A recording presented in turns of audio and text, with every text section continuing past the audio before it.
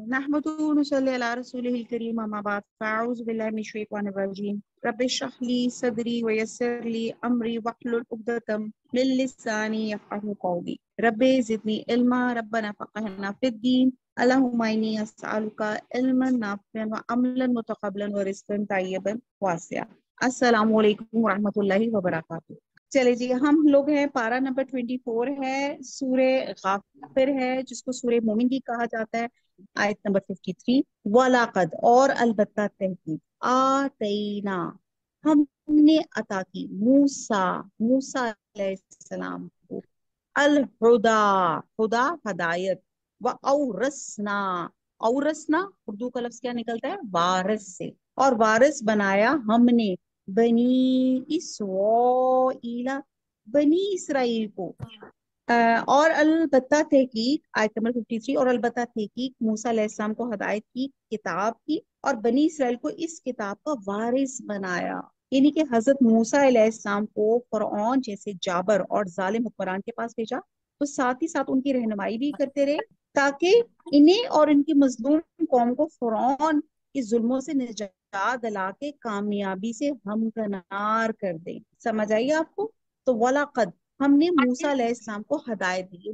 मूसा अलैहिस्सलाम जो भी कोई काम कर रहे थे वो अल्लाह सुब्हाना ताला की वही से, अल्लाह ताला के हुक्म से कर रहे। अच्छा जी, फिर दूसरी बात आई वो औरसना, फिर बनी इसराइल को इस किताब का वारिस बना दिया। फरौन की गर्काबी के बाद हजरत मूसा अलैहिस्सलाम को जो किताब तौरात अता फरमाई, इसमें बहुत से सबक हासिल होते हैं और इसमें हदायत, जिंदगी गुजारने के रहनुमा असूल बताए जाते हैं। और अल्लाह सुब्हानहू तआला फरमा रहे कि हमने इस अजीम शान किताब का बनी इसराइल को वारिस बना दिया ताकि वो दुनिया में हदायत के अलम बरदार बनकर उठे।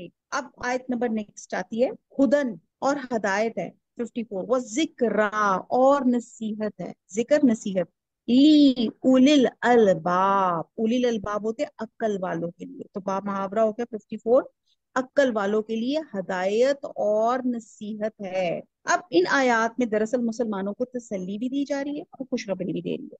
मुसलमान उस वक्त ऐसे हालात से दो चार थे कि अल्लाह ताला ने फरमाया कि वो अपने नबी और मुसलमानों को इस हाल में नहीं छोड़ेगा, बल्कि कदम कदम पे अल्लाह सुब्हाना ताला इनकी रहनुमाई फरमाएंगे यहाँ तक कि वो कामयाबी से हमकनार हो जाए। फिर इन्हें जो किताब कुरान दी जा रही है, मुसलमानों को ही इसका वारिस बनाया जाएगा ताकि वो इस दुनिया के कोने कोने तक पहुंचाएं और तमाम लोगों की हदायत का फरीजा सर अंजाम दे। इसीलिए I repeat again and again, मैं कुरान के 5 हकूक की बात बार बार करती हूँ, जिसमें से 5वां हक कुरान का ये है, मानने के साथ, समझने के साथ, पढ़ने के साथ, उसको अमल करने के साथ साथ, तो हमने इस कुरान का पैगाम हर जगह पहुंचाना है। आपको पता है हमारे ग्रुप का नाम क्या है? कौन बताएगा? हमारे व्हाट्सएप ग्रुप का नाम क्या है? Quran in every head and heart. बिल्कुल, कुरान हर एक के हाथ और जुबान में होना चाहिए। हमारे ग्रुप का नाम ही यही है और वो तभी होगा जब हम सब मिलके कोशिश करेंगे। मैं भी कोशिश कर रही हूँ, आप भी कोशिश करें। इस वक्त जितने हमारे ऑनलाइन क्लास में जमा हुए हैं, आप जितने लोग हैं, आप कम से कम 3-3 लोगों को अल्लाह का ये पैगाम पहुंचाएं, कुछ भी जो आज पड़ा है। देखिए, हम फैशन की भी तो बात करते हैं ना, फौरन फोन करते हैं, वही तुम्हें पता है वो फलानी फलानी ज़ारा शाहजहां पे सेल लगी हुई है, गुलाम पे सेल लगी हुई है, फटाफट जनाब 50% ऑफ हुआ हुआ है, बताते हैं ना बहुत सी चीजें। तो हम ये भी मौजू क्यों नहीं बना सकते कि आज हमने कुरान में ये पढ़ा, हमने मर्दे मोमिन के बारे में पता चला। और तुम्हें पता है सूर्य गाफिर को सूर्य मोमिन भी कहा जाता है, और मोमिन क्यों कहा जाता है? एक खास मोमिन बंदे का किस्सा बयान किया जा रहा है। मुझे तो इससे पहले पता ही नहीं था कि ये मोमिन बंदा फरौन के दरबार में से, उसके रिश्तेदारों में से था, लेकिन उसकी अपना ताल्लुक वो ईमान वाला था। तो आप ये देखिए कि कैसी बातें में नई नई चीजें पता चली, वो हम डिस्कस कर सकते हैं। फिर हम ये जो मुकालमा था, ये हम अपने किसी दोस्त के साथ, किसी सहेली के साथ, अपने वालिदैन के साथ, किसी के सब पे डिस्कस कर सकते हैं। और आप ये सोचें, सदका जारिया हो गया, आपका इबलाग का काम खत्म हो गया। अब यहाँ पे जो वारिस बनाया गया ना, ये कुछ छोटी बात नहीं है। जो नबी जो होते हैं, ये माल धर्म और दिनार छोड़कर नहीं जाते, वो विरासत में इल्म छोड़कर जाते हैं। और हजूर सल्लल्लाहु अलैहि वसल्लम जो खातमुन नबीयीन है, हमें इस इल्म का वारिस बना के गए हैं। ये मुझे और आपको मुबारक हो, ये बहुत बड़ी ہمیں ٹائٹل ملا ہے امت محمدیہ کا، اور یہ ہمارا فرض ہے، یہ جس کو میں کہتی ہوں نا MUST مسٹ ہے، کہ ہم اللہ کا کلام لوگوں تک پہنچانا ہے۔ ہر بندے نے اپنے طور پہ کوشش کر کے اپنے فہم کے حساب سے جو چیز چھوٹی موٹی سمجھ آئی، بچوں کو بھی اپنے کام والے کو بٹھا کے سمجھائیں، یہ میں نے آج یہ آیت پڑھی، مجھے یہ سمجھ لگی، تمہیں سمجھ آئی؟ تو اس طرح ہم نے یہ قرآن کے، اللہ تعالیٰ نے بتا دیا قرآن کی ہدایت، آیت نمبر 54 میں اس کی خصوصیت یہ ہدایت ہے، رہتی دنیا تک ہدایت ہے، قیامت تک ہمیں جب اس قرآن کو کھولیں گے اس میں ہمیں ہدایت ملے گی، ذکر ہے، نصیحت ہے، اور اس سے کون فائدہ اٹھا سکتے ہیں؟ عقل والے۔ تو پھر اگر ہم اپنے آپ کو عقل والے کہتے ہیں تو ہم ہی اس سے فائدہ اٹھائیں گے نا۔ تو اللہ تعالیٰ ہم سب کو اولل الالباب بنائے، اس قرآن سے شرح صدر، وہ جو میں شروع میں دعا کرتی ہوں، رب اشرح لی صدری ویسر لی امری واحلل عقدۃ من لسانی یفقہوا قولی، اللہ تعالیٰ شرح صدر کر دے، یہ میں جو آیت پڑھوں میرے دل پر اس کا مفہوم واضح ہو جائے اور میرے عملوں میں ڈھل جائے، اور میں آگے لوگوں تک بھی پہنچا۔ آیت نمبر 55، فصبر، پس صبر کرو، انا، بے شک، وعد اللہ، اللہ کا وعدہ ہے، حق کن، سچا ہے، واستغفر، اور مغفرت سے ہے، اور معافی مانگو، لی زمبی کا، لیے، زمب کہتے ہیں گناہ، اور کا تمہارے یا اپنے قصور، اپنے گناہ، وہ سبی تسبیح سے ہے، اور تسبیح کر، بھی حمدی، ساتھ حمد کے، ساتھ تعریف کے، ربی کا، اپنے رب کی، بالعشی، بی میں نے ساتھ عشی جیسے عشاء یعنی کہ شام کو، والابکار، اور ابکار صبح کے وقت، با محاورہ آیت نمبر پڑھتے ہیں۔ تو صبر کرو، بے شک اللہ کا وعدہ سچا ہے، اور اپنے گناہوں کی معافی مانگو، اور صبح شام اپنے پروردگار کی تعریف کرتے رہو۔ اچھا جی، آیت نمبر، اب آپ یہ دیکھیں کہ اللہ تعالیٰ نے ہمیں قرآن کا وارث بنا کے، اور ہمیں آگے جو بتا رہے ہیں اللہ تعالیٰ کہہ رہے ہیں کہ صبر کرو، کیا، کیوں؟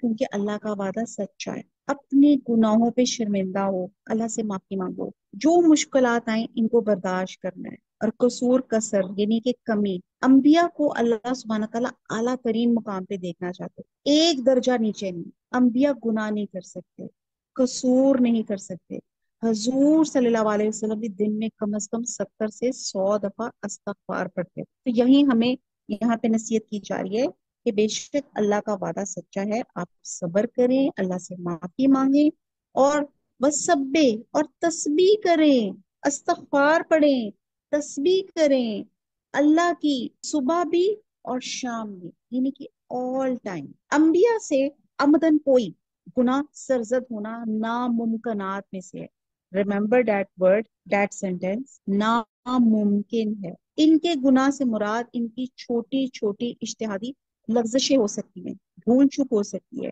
جو کہ بشریت کا تقاضا ہے، انسان نسیان سے بنا ہے، نسیان ہوتا ہے بھول جانا، اور ان لغزشوں کا تعلق یقیناً صبر سے ہے۔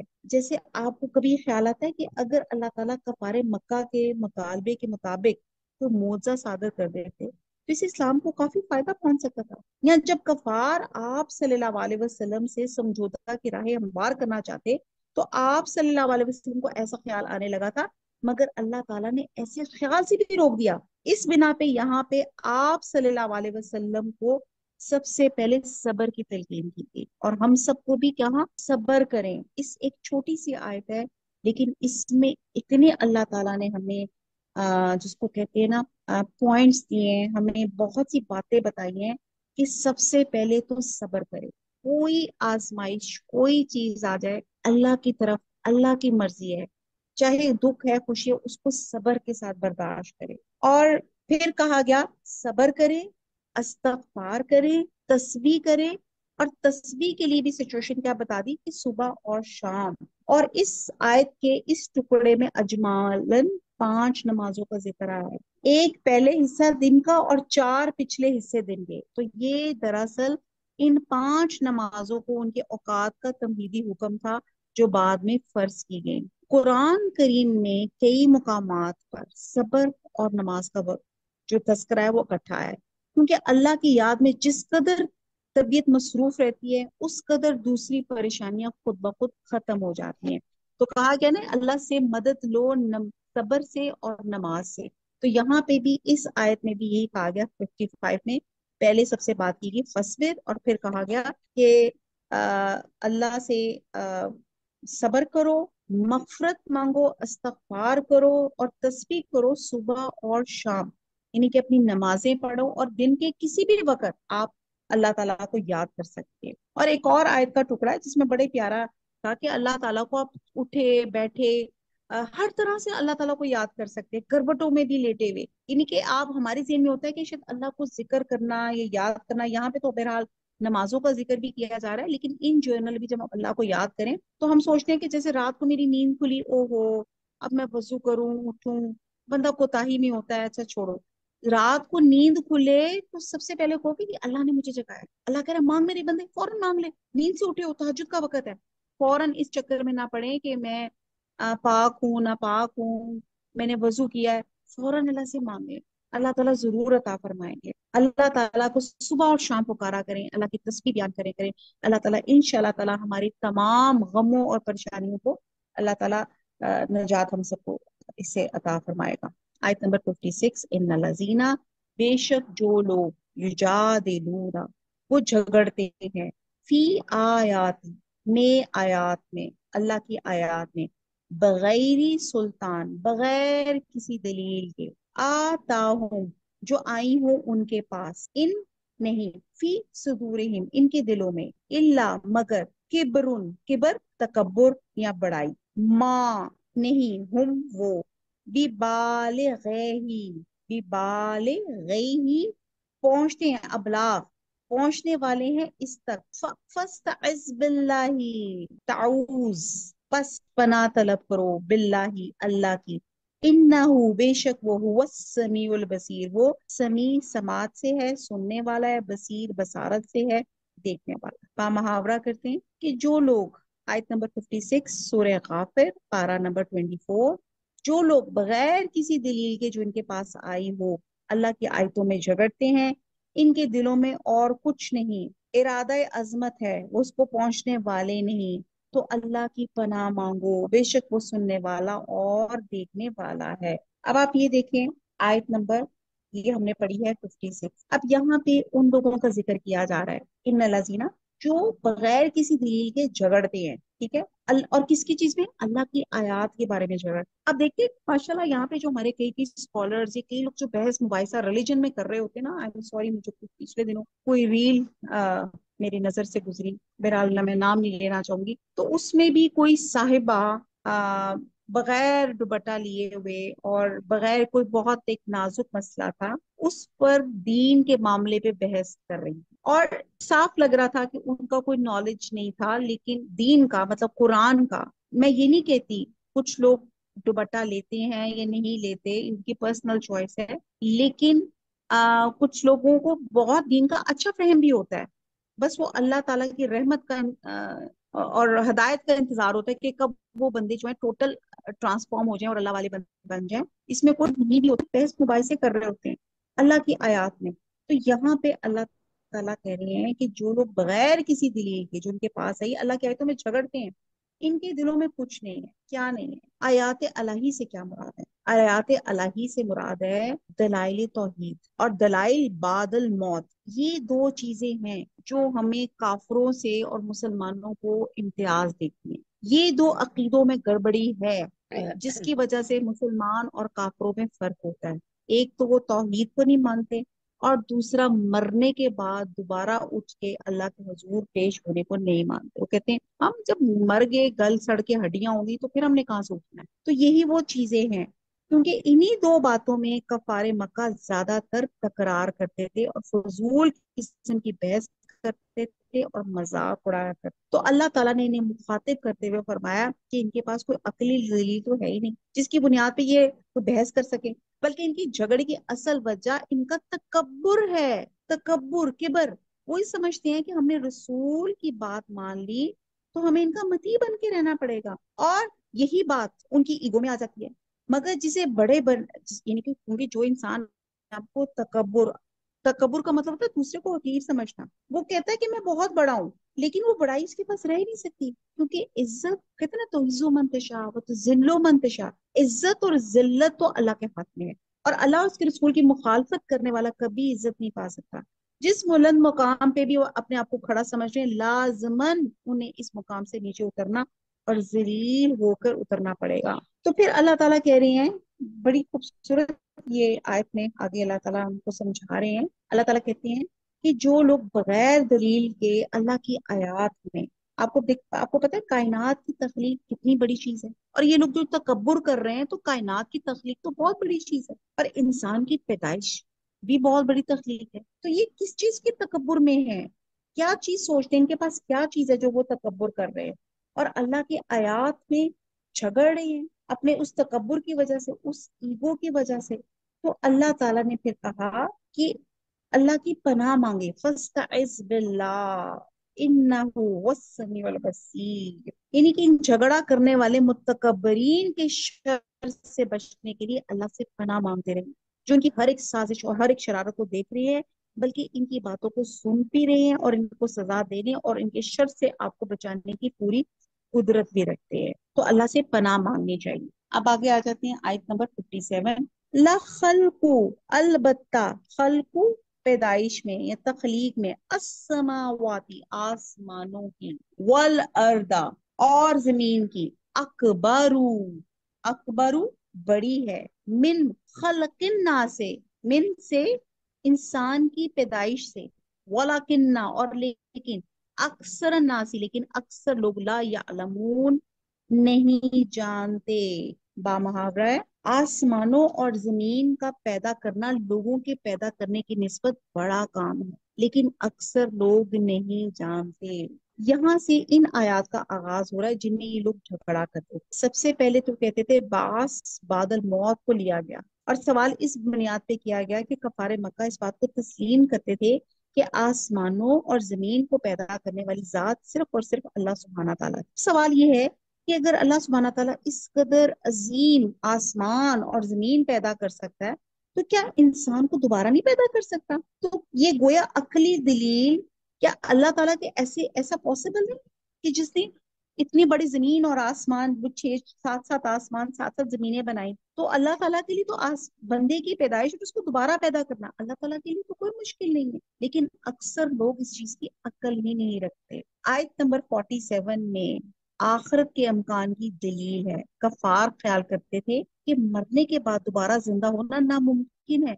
इसके जवाब में फरमाया जा रहा है कि जो लोग इस तरह की बातें करते हैं वो नादान है। अगर वो गौर करे तो उन्हें बात समझ आ जाएगी कि जिस अल्लाह ने ये जमीन और आसमान बनाए, उसके लिए इंसान को मरने के बाद दोबारा पैदा करना कुछ भी मुश्किल नहीं। अगर मैं आपसे सवाल करूं कि मेरी एक सिस्टर है, वो बहुत अच्छा केक बेक करती है, और दूसरी दफा वो केक उससे ज्यादा अच्छा बेक करेंगी कि जो उन्होंने गलतियां पीछे की होंगी, ऐसे ही है ना, उसके पास रेसिपी तो आ गई, तो दोबारा भी केक बेक कर सकती है। तो अल्लाह सुब्हाना ताला जिसने इंसान को पहली दफा पैदा किया, वो फातिर समवाती वल अर्द है, यानी कि अल्लाह सुब्हाना ताला ने जब इंसान को और आसमान को, जमीन को जो पैदा किया था, तब उसकी मिसाल इस तरह की कोई चीज वजूद में थी नहीं, कोई एग्जाम्पल उसके सामने नहीं थी। अल्लाह ताला ने विदाउट एनी सैंपल अल्लाह ताला ने जमीन आसमान और फिर इंसान को पैदा किया। अब तो अल्लाह ताला के पास है, तो अल्लाह ताला दोबारा भी पैदा कर सकते हैं। तो यहाँ पे लॉजिक दिया जा रहा है उन लोगों को जो तकब्बुर करते थे, तो यहाँ पे उनको बताया जा रहा है। आयत नंबर 58, वमा, 58 कर लेते हैं।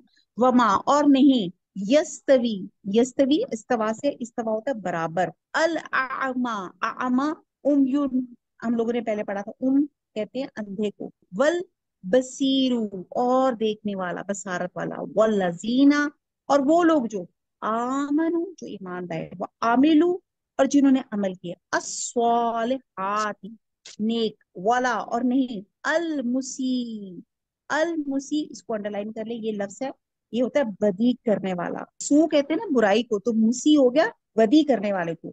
कलीम कम है, माँ जो तज़क्करून जो तुम जिक्र करते हो, तुम नसीहत पकड़ते हो। बा मुहावरा देखें, और अंधा और आंख वाले बराबर नहीं, और ना ईमान लाने वाले नेकूकार और ना बदकार बराबर है। हकीकत यह है तुम बहुत कम गौर करते हो। आयत नंबर 58 में आखिरत के वाक़या होने की दलील है, और ये बताया जा रहा है कि आखिरत का होना अकल अकल और इंसाफ के खिलाफ है। ये कैसे हो सकता है कि नेक और बद दोनों मिलकर मिट्टी हो जाएं? ना नेक को अपनी नेकी का अच्छा बदला मिले, ना बद को अपनी बदी की सजा मिले। जो आदमी दुनिया में आंखें खोल कर चलता है, नेक काम करता है, सब्र के साथ बुराई से बचता है, उसको आखिरत में इसका अच्छा बदला मिलना चाहिए। और जो दुनिया में आंखें बंद कर कर चलता है, उसको कहा गया आमा, अंधा, और नेकी और बदी में कोई तमीज नहीं रखता, तो उसकी आखिरत की जिंदगी में उसकी सजा मिलनी चाहिए। तो अक्ल तो ये तकाजा करती है कि दोनों का अंजाम एक जैसा ना हो। अगर दोनों ही मरकर मिट्टी हो जाएंगे तो ये अक्ल और इंसाफ के खिलाफ होगा। तो इसी हकीकत को आयत नंबर 58 में बताया गया है, और ये बादल मौत के दूसरी हकीकत है। ठीक है जी। पहली हकीकत क्या बताएगी, जो आयत 57 में बताएगी, अल्लाह ताला लॉजिक के साथ मुनकरीन आखिरत को जवाब दे रहे हैं। पहली अल्लाह ताला ने 57 में बताई कि जमीन फातिर समावाती वल अर्द, अल्लाह ताला ने जमीन और आसमान पैदा किए और इंसान पैदा किए बगैर नमूने के। तो ये कैसे कह सकते हैं कि ये आ, इन अल्लाह ताला इनको दोबारा नहीं पैदा कर सकता। फिर दूसरी 58 में दलील दे रहे हैं कि एक शख्स अपनी तमाम तर्ज जिंदगी अल्लाह की अहकामात अतीउल्लाह व अतीउर रसूल के अंडर अपनी जिंदगी गुजारता है, कुरान और सुन्नत के मुताबिक, और कलमा हक को बुलंद करने के लिए कोशिशें करता है, जो तकलीफ आती है उन पे सब्र करता है, सारी जिंदगी अपनी ख्वाहिशात पर पाबंदियां लगा देता है। क्यों पाबंदियां लगाता है? क्योंकि वो आपको पता है आपकी जो ख्वाहिशात होती है वही आपको बदी की तरफ लेके जा रही होती है, और वो ख्वाहिश जो हुक्म खुदाबंदी के खिलाफ हो तो उस पे इंसान अपने आप को पाबंद करता है, और हमेशा रासबाजी और दयानतदारी से काम ले रहा है, किसी को फरेब नहीं दे रहा, किसी पे ज्यादती नहीं कर रहा, और एक शरीफ इंसान की तरह अल्लाह से डरते हुए मोहताज जिंदगी गुजारा। ये दो करेक्टर्स है ना। एक करेक्टर ईमान वाला है जो यहाँ पे बयान किया जा रहा है कि वो करेक्टर क्या है। अल्लाह ताला यहाँ पे दो करेक्टर्स बयान करें कि वमा यस्तवी, नहीं बराबर हो सकते अल आमा वल बसीर। एक करेक्टर क्या है, अंधा, और एक क्या है, बसारत वाला। और बसारत वाला वो है, उसको डिफाइन किया गया वल्लाजीना, वो लोग तो ईमान ला रहे हैं, ना सिर्फ वो ईमान ला रहे हैं और वो नेक अमल भी कर रहे हैं। अब वो एक एहतियात से सारी जिंदगी गुजार रहा है। और दूसरा करेक्टर क्या है जो इस आयत की जरूरत है, वो अम्मा है, वो अंधा है, और वो क्या कर रहा है, वो अपनी ख्वाहिश नफ्स के मुताबिक जिंदगी गुजार रहा है, लोगों के हकूक पर डाका डाल रहा है। उसकी जिंदगी का असूल मफाद परस्ती है, वो हर तरह की ज्यादती कर रहा है, वो अल्लाह के हुकूक की नाफरमानी, अहकामात की नाफरमानी कर रहा है, अल्लाह के हुकूक का मजाक उड़ा रहा है, और वो लग रहा है कि खा ले पी ले मौज उड़ा ले और दुनिया से जितनी ऐशो इशरत कर ले, बस वो समझ रहा है कि बस यही जिंदगी है, क्योंकि उसके बाद तो मैंने मर के मिट्टी हो जाना है। तो ना नेक इंसानों को इनको अच्छे अमाल का सिला मिलेगा, और ना बदकार लोगों को उनके करतूतों की सजा मिलेगी। तो यहाँ पे अल्लाह ताला बता रहा है ऐसा नहीं हो सकता, अल्लाह बड़ा आदिल है, अल्लाह किसी पे जुल्म नहीं कर सकता। अंधा और बीना बराबर नहीं हो सकते। अंधा के मतलब ये नहीं है कि जिसको फिजिकली या उसको विजुअली उसको आंखों से नजर नहीं आ रहा। यहाँ पे बयान अंधे उसको कहा जा रहा है जो अल्लाह के अहकामात से अंधा है, जो अल्लाह की बातों को सीरियस नहीं ले रहा, और वो जिंदगी अल्लाह की अहकामात की नाफरमानी गुजार के कर रहा है, तो वो अंधा है। और जो अल्लाह की अहकामात कुरान और सुन्नत के मुताबिक जिंदगी गुजार है तो वो बसीरत वाला है। तो अल्लाह ताला कह रहे हैं इन दोनों का अंजाम बराबर नहीं हो सकता। और ये आखिरत के कानून का, अल्लाह ताला ने जो डे ऑफ अकाउंटेबिलिटी रखा है उसका मकसद ही यही है कि आज दुनिया में जिनको अपनी नेकियों का बदला उनको लगता है कि कम मिला या नहीं मिला, तो अल्लाह ताला आखिरत में उनको बेइंतहा नवाजे। जैसे दुआ के सिलसिले में देखते हैं ना कि दुआ, कहते हैं कि जो दुनिया में आप दुआ करते हैं उसका अजर है, या तो अल्लाह ताला दुनिया में कबूल कर लेते हैं, या उसका अजर जो है वो सेव कर लेते हैं, या उस दुआ के बदले में कोई और बेहतरीन नेमत आपको अता कर देते हैं। और जब इंसान आखिरत में जाएगा और जब वो देखेगा कि जो दुआ उसकी कबूल नहीं हुई उसका अजर उसको आखिरत में इतना ज्यादा मिला है, तो वो ख्वाहिश करेगा मेरी दुनिया में कोई दुआ कबूल ना होती, कि मुझे आखिरत में अल्लाह ताला ने इतना नवाजा। तो यही कानून है आखिरत का कि अल्लाह ताला आदिल है, उस दिन मीज़ान होगा, हर इंसान को अमल को जांचा और नापा जाएगा, और उस हिसाब से उनका अंजाम होगा। राई बराबर नेकी और बदी उसको भी फॉर ग्रांटेड नहीं लिया जाएगा। वमा अलैना इल्लल बलाग, सुब्हानक अल्लाहुम्मा व बिहम्दिका, नशहदु ला इलाहा इल्ला अंता, नस्तगफिरुका व नतूबु इलैक। वस्सलामु अलैकुम व रहमतुल्लाहि व बरकातुहू।